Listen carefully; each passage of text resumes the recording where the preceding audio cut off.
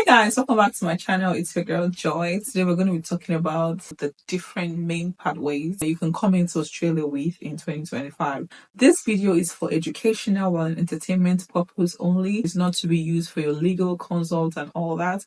Please do well to refer to your agent if you need information or extensive information about migrating to Australia. Okay, so today we'll be talking about everything migration, everything you need to know. This is what this video is about. So do well to grab your drink, get a seat, and let's dive in.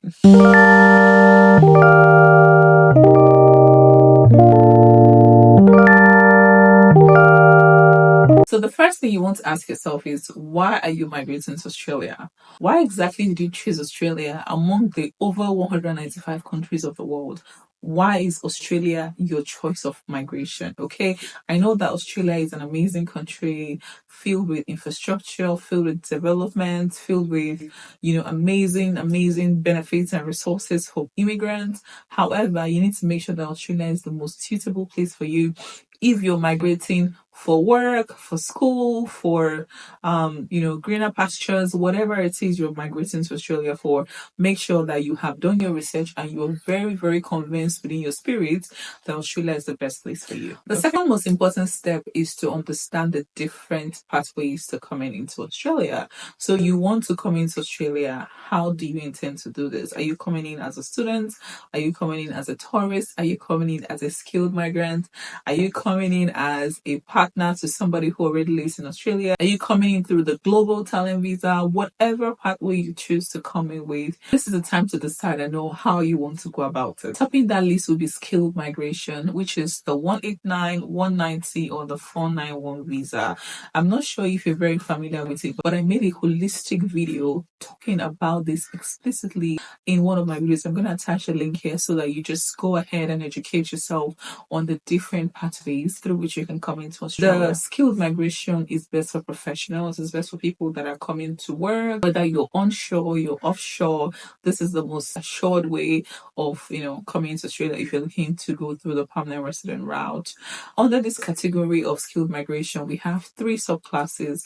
We have the subclass 189, which is the independent or federal nomination. We have the subclass 190, which is the state nomination, and we have the subclass 491, which is the regional nomination. So as a migrant, you can decide to choose whichever pathway you want. If you're offshore, obviously you want to do your research to know which of these ones are most applicable to you. The subclass 189 is a federal nomination. Like I said, this is where the federal government nominates skills that are important to them. So first of all, you need to know what skill you have. If you're a skilled worker, like I said, this is for professionals, people that already have a job and they're thriving in their career space. The federal nomination has a set of occupations that they require. So you need to also look through the Department of Home Affairs. I'm going to attach a link in the description below. You need to look at their website and see what skills they are looking for the 189 nomination. If you decide to go through the state nomination, there are different states here in Australia. Like you already know, we have Queensland, we have New South Wales, we have Victoria, we have South Australia. We have different states. So it depends on where you want to go to.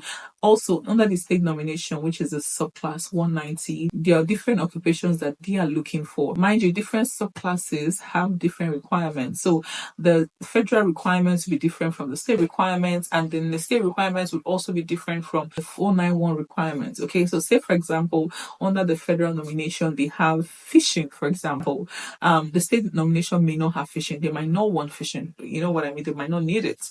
And the regional nomination may not also have it. They might not want fishers in the regional areas. They might want maybe carpenters or plumbers or IT professionals. You need to know what skill you have and then go to the website and look and see what different states or different nominations have to say about your skill. The second pathway to come into Australia would be the study visa, which is the student visa subclass 500. Now, this is very, very, very common for immigrants, especially in Africa. That is because the wait time is really short compared to the skilled migration visa, which is the 189, 190, and 491. This is because those ones don't have like a time frame. You can apply for it and it will take 2 years, 3 years for them to get back to you or for them to round off your assessment to determine whether or not you're qualified to come into Australia.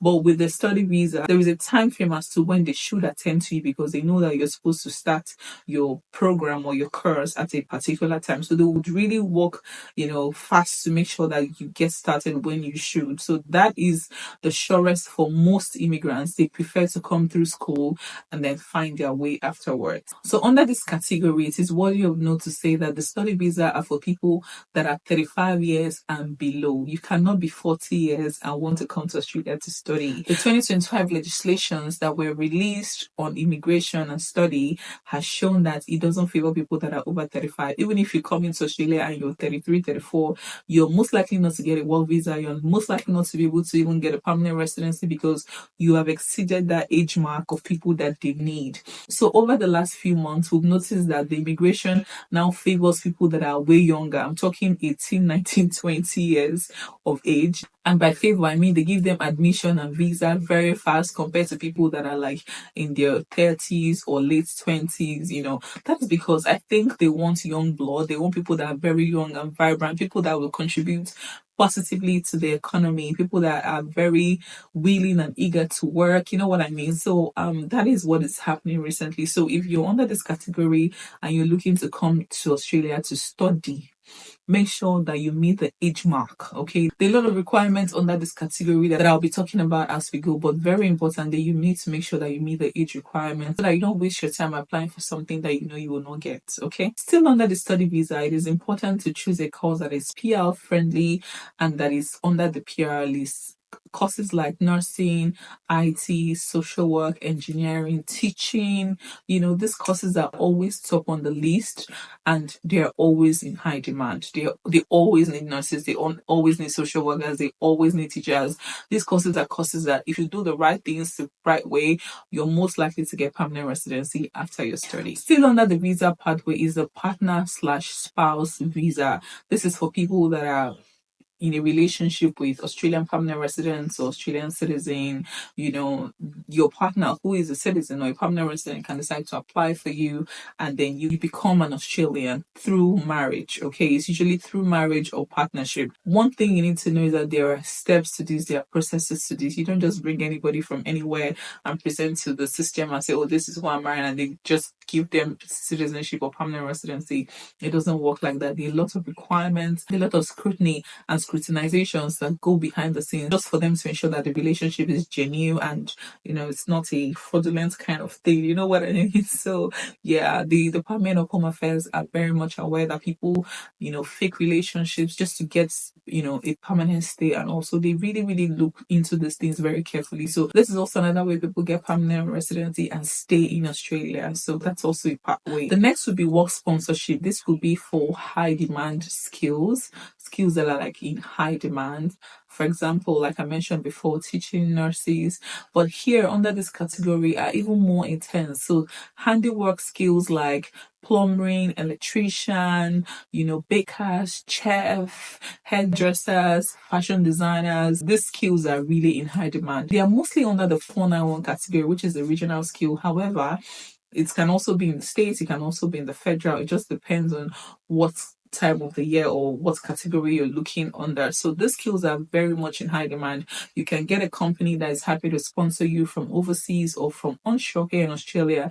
They're happy to sponsor you. They're happy to, help you get your permanent residency as long as you're working with them and as long as you're providing value to their company. So that's also a pathway. The last will be Global Talent Visa, which is for high achieving professionals. This is for people that have maybe a global award in their field, maybe an Oscar, maybe a Guinness Book of Record award, something that is really, really recognized. For you to be able to apply for this visa, of course, you must show that you've received a couple of awards in that industry or in that field or in that skill that you're in. You need to show your income threshold. They should be able to see that you make good substantial money from this skill that you're a high performer in. So that is also another pathway to consider. Tell me in the comments how you migrated to Australia. Let me know if any of these points resonate with you. Do you know anybody that is looking to migrate to Australia in 2025? If you're in Australia already, what pathway did you come into Australia with? Did any of these points resonate with you? Do you think I'm forgetting anything, or do you think there is something you want to add just for people in the comments? Please feel free. The comment section is open and I'm happy to engage. So feel free to drop your questions, drop your inquiries, and I'll be sure to attend to them. Thank you so much for watching my video. If this is your first time, please do not make it your last. Do well to like, subscribe, share, and be a part of this community. We're so elated to have you here. We're so excited that you chose to be a part of this community. And if you're OG, I see you. Thank you for sticking with us. And until next time.